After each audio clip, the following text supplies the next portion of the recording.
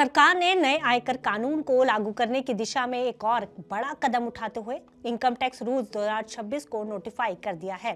ये नियम 1 अप्रैल 2026 से लागू होंगे और नए इनकम टैक्स एक्ट 2025 को लागू करने का पूरा ढांचा तय करेंगे। क्या बदले गए हैं नियम, आइए जानते हैं इस वीडियो में। नमस्कार, मेरा नाम है गुंजन मित्तल और आप देख रहे हैं मनी 9। दरअसल नए नियमों में बदलाव के बीच होल्डिंग पीरियड यानी किसी संपत्ति को कितने समय तक रखा जाए, इसे लेकर स्पष्टता भी दी गई है, जो सीधे टैक्स पर असर डालती है। अगर किसी निवेशक के पास बॉन्ड, डिबेंचर या डिपॉजिट सर्टिफिकेट था और बाद में वह शेयर या डिबेंचर में बदल गया, तो होल्डिंग पीरियड केवल बदलाव के बाद से नहीं गिना जाएगा। इसमें उस समय को भी शामिल किया जाएगा जब तक मूल इंस्ट्रूमेंट निवेशक के पास था।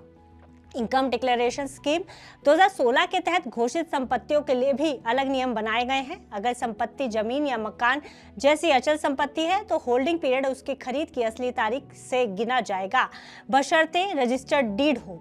वहीं अन्य संपत्तियों के लिए होल्डिंग पीरियड 1 जून 2016 से माना जाएगा। जब किसी विदेशी कंपनी की शाखा भारत में सब्सिडरी में बदलती है तो ट्रांसफर किए गए एसेट्स का होल्डिंग पीरियड भी जोड़ा जाएगा। इसमें वह समय शामिल होगा जब एसेट विदेशी शाखा या पहले मालिक के पास था। नए नियमों में यह भी साफ किया गया है कि कैपिटल गेन शॉर्ट टर्म होगा या लॉन्ग टर्म। अगर गेन ऐसे एसेट से जुड़ा है तो जो शॉर्ट टर्म है, ब्लॉक ऑफ एसेट्स का हिस्सा है या खुद से बने एसेट्स हैं तो उसे शॉर्ट टर्म माना जाएगा। बाकी मामलों में अगर एसेट लॉन्ग टर्म कैटेगरी में आता है तो गेन को लॉन्ग टर्म माना जाएगा। इन नए नियमों से निवेशकों को टैक्स कैलकुलेशन में ज्यादा स्पष्टता मिलेगी और विवाद की संभावनाएं भी कम हो जाएंगी। नए इनकम टैक्स रूल्स 2026 में कंपनियों के लिए डिविडेंड से जुड़ी प्रक्रिया को भी साफ और सख्त बनाया गया है। अब कंपनियों को अपने शेयर होल्डर्स का पूरा रजिस्टर भारत में ही मेंटेन करना होगा। इसके साथ ही जिस एजीएम में डिविडेंड को मंजूरी दी जाएगी वह भी भारत में ही आयोजित करनी होगी। सबसे अहम बदलाव यह है कि डिविडेंड का भुगतान भी अब भारत के भीतर ही किया जाएगा। इसका मकसद ट्रांजैक्शन को ट्रैक करना और टैक्स अनुपालन को मजबूत बनाना है, ताकि किसी तरह की गड़बड़ी या टैक्स चोरी की जो गुंजाइश है वो कम हो सके। नए नियमों में स्टॉक एक्सचेंज की मान्यता को लेकर भी एक स्पष्ट प्रक्रिया तय की गई है। अब किसी भी एक्सचेंज को मान्यता के लिए सीबीडीटी यानी central board of direct taxes के पास आवेदन करना होगा। इस आवेदन के साथ सभी जरूरी मंजूरियां, नियमों का पालन और अनुपालन से जुड़े दस्तावेज जमा करने होंगे।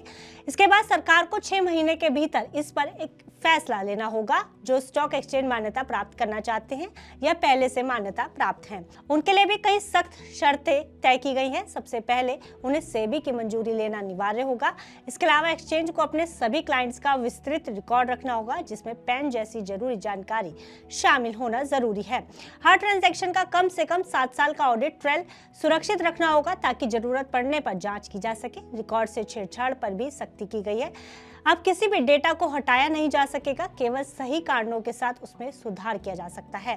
साथ ही एक्सचेंज को हर महीने टैक्स अधिकारियों को रिपोर्ट देनी होगी। इन नियमों का उद्देश्य पूरे सिस्टम में ट्रांसपेरेंसी को बढ़ाना और टैक्स अनुपालन को और ज्यादा मजबूत करना है। फिलहाल इस खबर में इतना ही। आप बिजनेस से जुड़ी अन्य खबरों के लिए देखते रहिए मनी 9।